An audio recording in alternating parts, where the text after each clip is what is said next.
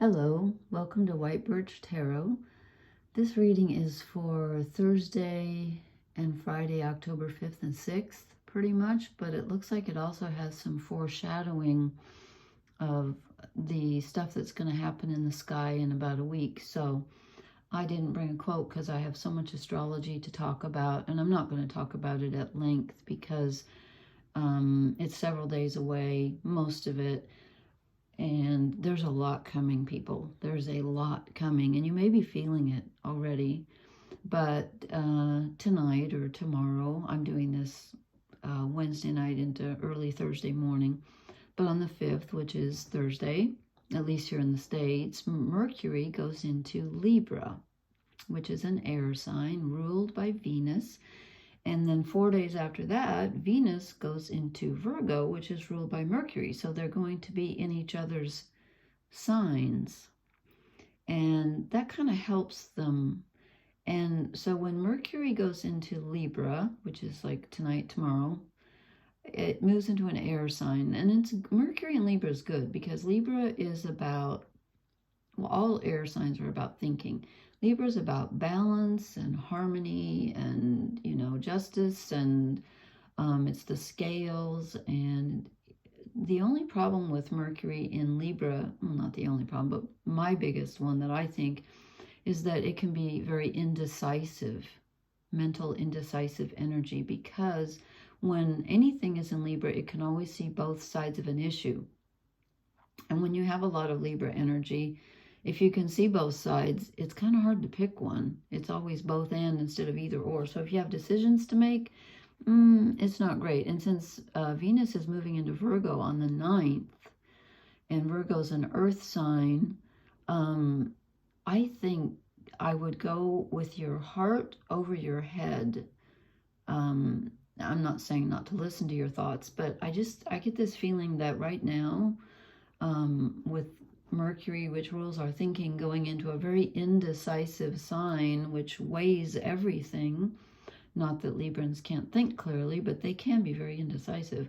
I would go with your head over your heart for the next, I don't know, month, however long this is going to last. And the other huge thing that's happening like tomorrow and the next day is that the planet Mars, which rules our physical action, and in a sense, our spirituality too, because fire is always physical and spiritual. Mars is conjunct, which means it's right with the south nodes in Libra. And the nodes of the moon, the south nodes rule our past karma, what we're comfortable with, like where we've been. And the north nodes, which are in Aries, which Mars will be opposite then, because the nodes are always opposite each other. One's the head and one's the tail. The north node's the head of the dragon, and the south nodes are the tail of the dragon. And not to say that either one is bad, but sometimes we can get stuck in our south node energy because it's what we're accustomed to doing and where we feel comfortable. And so Mars is going to be with the south node for the next couple of days in Libra. So again, you might be feeling very indecisive. And when Mars is with the south node, it can make you not want to get out of your comfort zone. You can start going back to old patterns of behavior that you used to use to make you feel safe or comfortable, or, like old habits kind of. And if it's opposite the north node, which it will be when it's conjunct the south node, then new things can feel kind of scary for a while. So just watch out for that you might kind of fall back into old patterns. And then we got some other big stuff coming up with Mars and Pluto, and we'll talk about that later because it's not for a few days. And I think tonight or tomorrow morning, the moon moves into Cancer, which is very emotional. The moon rules Cancer. So this may have something to do about family issues or thinking about your family. I've had this line from, does anybody remember the singer, I can't call him a rock, I guess he's called a folk rock, pop, Donovan. If you're British, Scottish, Irish, you probably, well, even American, Donovan was very big here. I actually met him in person 3 times. He is the loveliest man. Oh my God, he was so nice to me. Anyway, he has the most beautiful voice, I think. And there's one of his songs, which I hadn't thought of in years. It's called In an Old-Fashioned Picture Book. If you want to check it out, it's so pretty. But there's a line in it. Now, can I remember it? Will our visions of tomorrow mingle with those of yesterday? And that line has been stuck in my head for days. So I feel like there's a message in there that whatever you're trying to think about the future, but it keeps getting tangled up in the past, which makes perfect sense with this Mars conjunct the South Node. The past is very much alive within us right now, and we need to find some balance, which again, Mercury moving into Libra will help with balance, but it also kind of makes us indecisive. So go with your head over your heart. And I hope I can read the cards, because this energy is really interesting. And so what do we get? We get Justice, which is Libra. We get Libra. So here's Mars moving into Libra. Here's Mars conjunct the South Node in Libra. And another thing that I keep seeing everywhere I look online is forgiveness. It keeps popping up everywhere. Oh my gosh, I forgot to bring the fan in here. It's stifling. Oh, well. It doesn't matter if I can't breathe. If it goes silent, it means I passed out. No, I'm not going to pass out. It's just hot in here. So I keep seeing these things online about forgiveness. So the past may be very much with you, and you may be thinking about, that wasn't fair.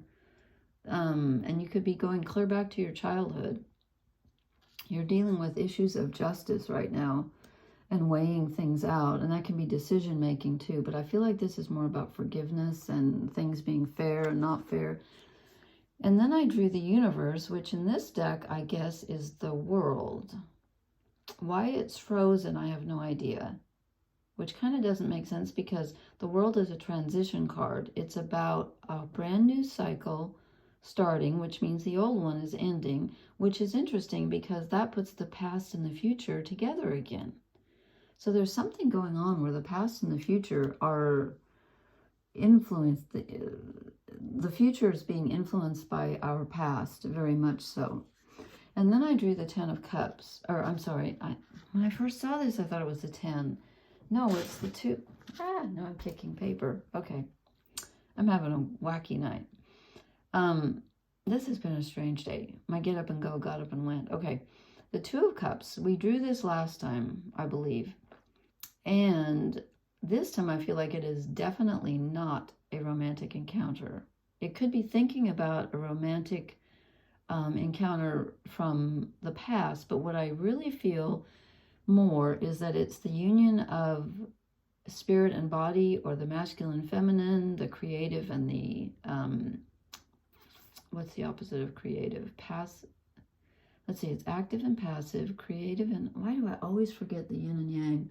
I like the terms creative and my mind just went blank. Well, it's the same as active and passive. Receptive, creative and receptive. Those are the 2 words I like the best to describe the,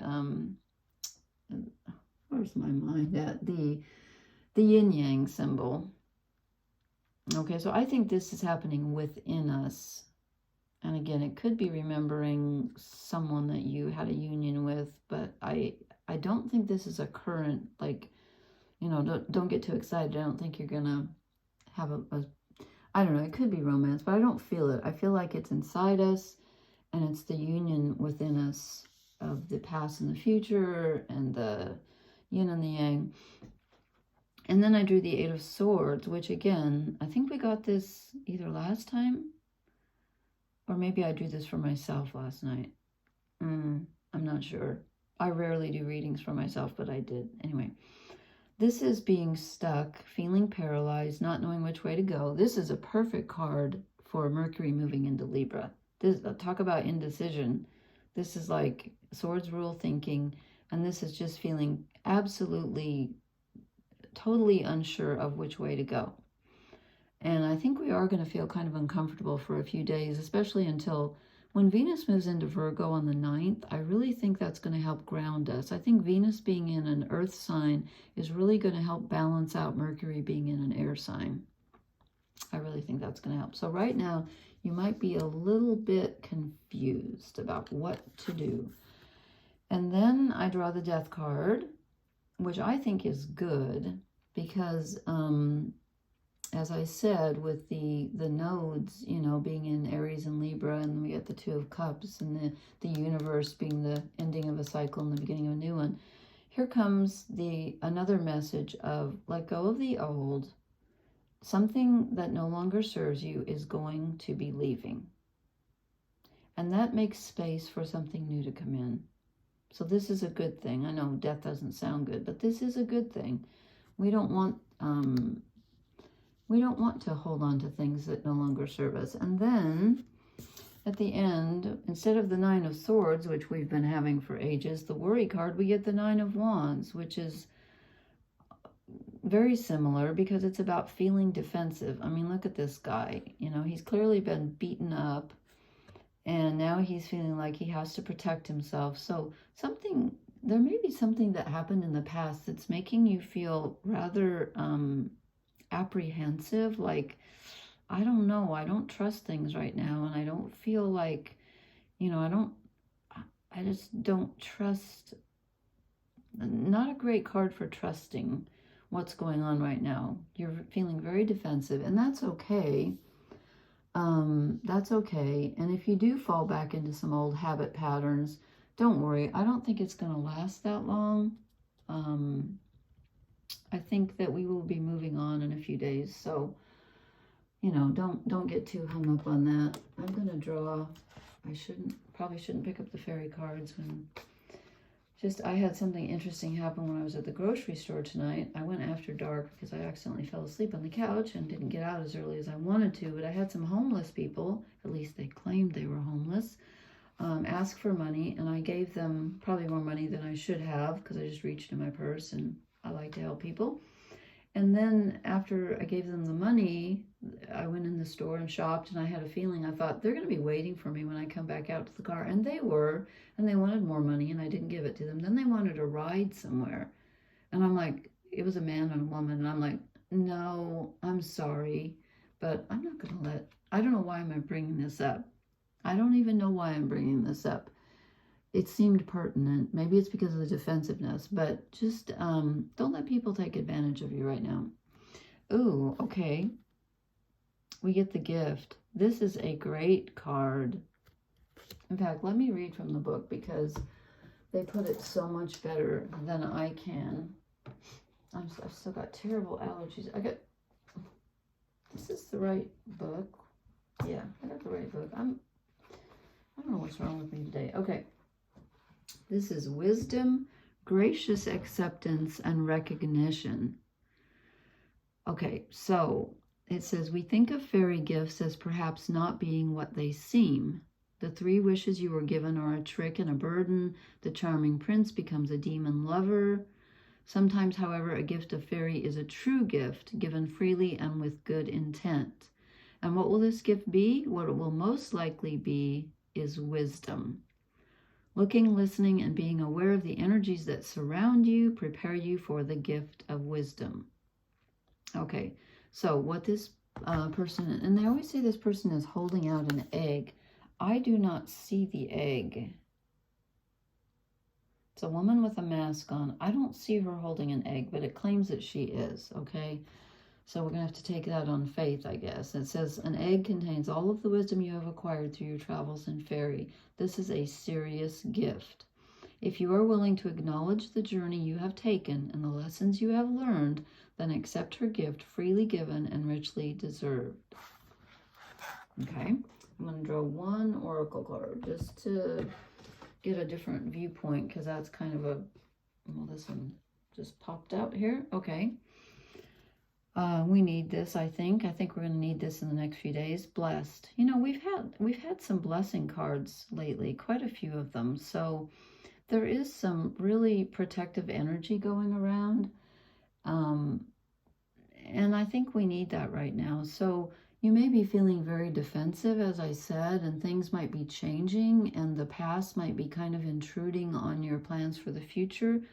But I wouldn't be too worried about it, because we have a gift and then we're blessed. This looks very, very positive to me. And I also feel that this death card is exactly what we need. It's letting go of old patterns that no longer serve us. And, you know, again, you know, we need to balance the past and the future and be in the present always. But maybe this will give us a balanced view of what took place in the past and what to do with it, and what wisdom we gain from that, which is our gift. You know, everything that's happened to us, whether positive or negative, is a gift. So this is an interesting reading. I will try to post again in a few days, because I want to tell you about the other stuff that's going on in the sky. It's really, really something right now. Okay, thank you so much for listening. Please hit the like, share, and subscribe. I can't say the word subscribe. I'm going to change it. No, I can't. And I hope it shows up on my page, because when I look at my page, I don't see the subscribe button, and I cannot figure out how to get it on there. So if anybody knows, help. Or maybe if you did, just let me know if you see it. And I've asked this before, but I don't see it when I see my video when it goes on YouTube. I don't see it on there, so I don't know why. Anyway, blessings, everyone. You can do this. Thank you so much for listening. Good night.